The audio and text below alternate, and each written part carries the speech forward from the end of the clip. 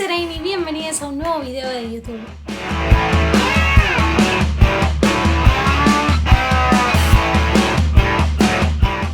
En esta ocasión vamos a volver con la sección Glosario de Aesthetics, pero este video es especialísimo porque es una edición nacional. En los comentarios de la edición pasada de Glosario de Aesthetics que hice lo del Indies List, una chica me comentó que estaría bueno que lo trabaje sobre estéticas propias argentinas, que hay un montón, y puntualmente me mencionó los Rolinga, así que voy a empezar con esa para hacerle honor a esta seguidora. Pero mi idea es, si les gusta este contenido, seguir con, por ejemplo, los Floggers, etc, etc, etc. Así que en principio vean este video y coméntenme si les copa este tipo de contenido. Vamos a arrancar hablando de esta estética de los Rolinga. Yo la verdad que no la viví mucho en carne propia porque nací en el 98. Esta estética se desarrolló entre los 80s y hasta la tragedia de Cromañón, que fue en 2004, por lo cual yo era muy pequeña, tenía 5 años, no era viable que lo usara, pero sí obviamente me acuerdo de la gente que yo veía como más grande, que los veía enormes, pero en realidad tenían tal vez 15, 16, 17, 20 años, usaban este tipo de cosas. Rolinga es el término con el que se designa en realidad de base a los fanáticos de la banda The Rolling Stones, británica por supuesto, pero es como una castellanización del término Rolling Stones, porque Rolinga. Se dice que este movimiento surgió en la década de 1980 luego del lanzamiento de los Rolling Stones del álbum Tattoo You, al mismo tiempo más o menos que el lanzamiento de Start Me Up y Start Me... Bueno, ese tema no lo voy a cantar porque me da cringe, pero lo amamos. Y además tiene que ver con la aparición de otras bandas de origen local, pero que tuvieron muchas inspiraciones de los Rolling Stones, como por ejemplo Los Ratones Paranoicos, Juanse, We Love You. Además de otros que tal vez no tenían tanto que ver con los Rolling en sí, pero que tenían como esta cosa medio trayera, por ejemplo Los Piojos. Ciro, We Love You. Ciro, te amo. Tipo, o sea, amo a Ciro. Es lo único que puedo decir. Lo amo. Mi novio era re piojoso cuando era joven. Yo no tanto, tenía amigos que sí, pero cuando fui creciendo es como que no hay persona que me parezca más noble de corazón que Ciro. Ciro Martínez es el apellido, ¿no? Sí, qué Ciro Martínez. Para mí es Ciro y los persas. Bueno, este movimiento de Rolinga permitió que toda esta tribu urbana, porque es una tribu urbana, que era fanática de esta banda y de estas otras bandas argentinas con estas influencias, se reunieran y se autopercibieran de esta misma tribu. Hay dos percepciones distintas, de dos fuentes distintas que encontré acerca de, en sus comienzos, cómo era el Rolinga. Hay una parte de las fuentes que dice que se conocía el Rolinga como el rockero chetito, es decir, de una clase socialmente acomodada, y hay otro tanto de las fuentes que dicen que desde un comienzo el Rolinga provenía de la clase media o baja, y particularmente del conurbano bonaerense. La primera teoría, que dice que eran los rockeros chetitos, dice que en los 90s sí sucede que se empieza a popularizar más entre clases más, entre comillas, marginales, o entre el conurbano bonaerense y lugares que son un poco más trash que clases socialmente acomodadas. Esto sucede por el surgimiento de lo que se conoce como el rock barrial y bandas como por ejemplo Viejas Locas, Jóvenes Pordioseros, La 25, Los Gardelitos, etc. Esto se da en el pico del movimiento que comienza a ser en la década de los 90, del cual ya vamos a hablar, y en este momento, surgiendo este rock barrial, se comienzan a popularizar como lugares de reunión de los Rolingas, parques, plazas, recitales en locales pequeños, canchas de fútbol y lugares así más asociados al ámbito popular. Hay algunas bandas más under que no las conozco, así que las voy a leer, de las cuales eran seguidores los Rolingas, algunos de ellos, que eran por ejemplo La Mocosa, La Colosa, Ojos Locos o Barrios Bajos. No las conozco, perdón. En todas estas bandas las temáticas hablan de problemas sociales, algunas hablan de la amistad y mayormente sobre la vida en los barrios, que es como el tema en común entre esta cultura rolinga.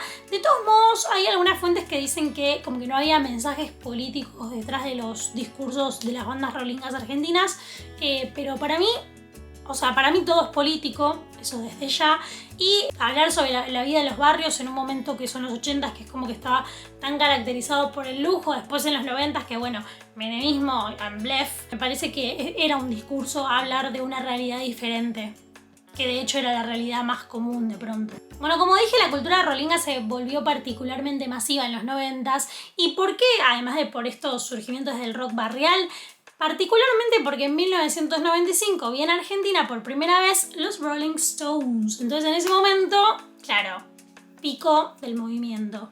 Desde ese momento hasta los 2000 más o menos, la popularidad de este movimiento siguió creciendo y los seguidores de esta tribu urbana, que primero eran tal vez de una clase más media y después empezaron a popularizarse por clases de sectores más bajos de la sociedad económicamente hablando, empezaron a popularizarse en este otro tipo de sectores más provenientes. No, o sea, después dice que no, hay fuentes que dicen que no, pero hay fuentes que dicen que sí, que había muchos seguidores de este movimiento que venían de villas de emergencia. También estaba justamente muy esta cultura del conurbano, del Gran Buenos Aires, que para quienes no son de Argentina, el conurbano es como la zona alrededor de Capital Federal y como que se considera, o sea, no sé si se considera, pero es como que Capital es recontra cheto y los alrededores tal vez son un poco más picados. Es como un prejuicio que se tiene de parte de los porteños, qué sé yo.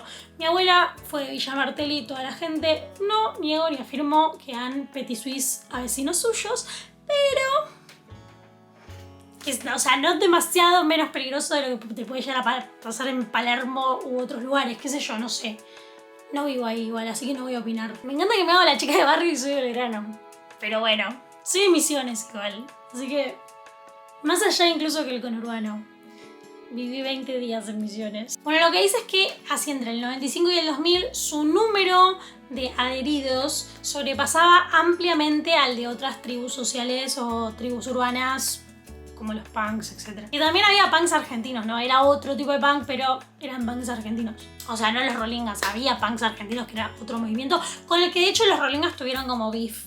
Pero no me voy a meter mucho en esa. En términos de música, obviamente como primera banda están los Rolling Stones, pero también eran seguidores de bandas denominados bajo la carátula de bandas de rock rolinga como Ratones Paranoicos, Viejas Locas, Los Guasones, La 25, Jóvenes Pordioseros y Los Gorditos que ya les dije. Y de todas estas bandas de un círculo más underground, que también les mencioné algunas, pero agrego Vodka Doble, La Pulposa, Criatura, etc. También eran fanáticos de otras bandas como Callejeros, de la cual ya hablaremos, Intoxicados, y también de otras más alejadas de la influencia de los Rolling Stones, como Los Piojos, acá entra Ciro, La Renga, Patricio Rey y su redondito de ricota, La Versuit, Las Pelotas y Divididos. Ahora vamos a hablar de lo que nos importa, que es la ropa. El estilo, así como nombre, es simple y desprolijo. Se caracteriza como una estética basada principalmente en el estilo de Mick Jagger y Keith Richards de los Rolling Stones en 1970, en la década de los 70, combinado con estos elementos más barriales o populares. Entonces, entre estos elementos están los jeans viejos, sucios y desgastados, los pañuelos a cuadros en el cuello, esta idea de chalina es como clave, las zapatillas de lona que podían ser Converse, pero más popularmente eran las Topper, que es una marca argentina, y solían estar pintadas a mano con marcador o con lo que fuera, con logos de las bandas que les gustaban, letras, etc. También la movida de las polainas tejidas que iban sobre el pantalón y las zapas. Lo más clave e icónico justamente es el flequillo rolinga, que ¿de dónde viene? Viene de Mick Jagger en los 60s, que lo usaban hombres, mujeres, todo el mundo, y nada, básicamente era un flequillo muy corto, como que no cumplía la función de flequillo porque era ultra corto. A veces usaban pantalones Oxford, que también vienen de esto de los Rolling en los 70s, remeras con logos o nombres o lo que fuera de bandas, generalmente cortadas, es decir, sin como este bordecito que tienen las remeras, cortadas con tijera así nomás, las mangas también, a veces hechas tipo musculosas también cortadas, y también podían estar, además de sublimadas, que era como lo más normal, pintadas a mano. Eran recurrentes los enteritos de jean, que después vamos a ver algunos referentes como los de Viejas Locas. Faldas largas tipo gitana, y entre los accesorios, además de la chalina, que era como un épico, también habían aros grandes, también de este estilo medio hippie, boho, gitano, collares y pulseras artesanales. Había también una cuestión de los accesorios medio estilo Rastafari.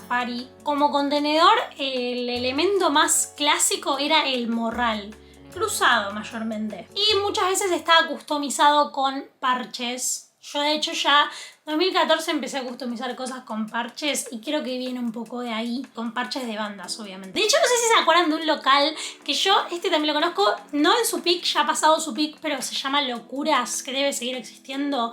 Me acuerdo que estaba en Villa Gesell y estaba acá en Belgrano, que era un lugar que vendía todas cosas de bandas de afuera y de acá, y vendían estos parches, todas esas cosas. Yo siempre iba, pero a comprar cosas de Guns N' Roses porque era rockerita. Las claves de esta estética entonces era la estética simple, una identificación que parecía ser como una insignia de fútbol, pero con esta banda inglesa y además con otras bandas nacionales similares, y también como la simpleza musical de estas bandas, ¿no? Como letras y melodías y de parte de los instrumentos simples pero ruidosos. De referente tenemos, por ejemplo, a Tete de la Renga, a Fachi de Viejas Locas, que de ahí viene en realidad el enterito de Jean, de los dos, a Juanse de Ratones Paranoicos, a Ciro de los Piojos, que Ciro impulsó el uso de remeras de fútbol, a Piti, que Polemic. Yo tengo una amiga que fue novia de Piti.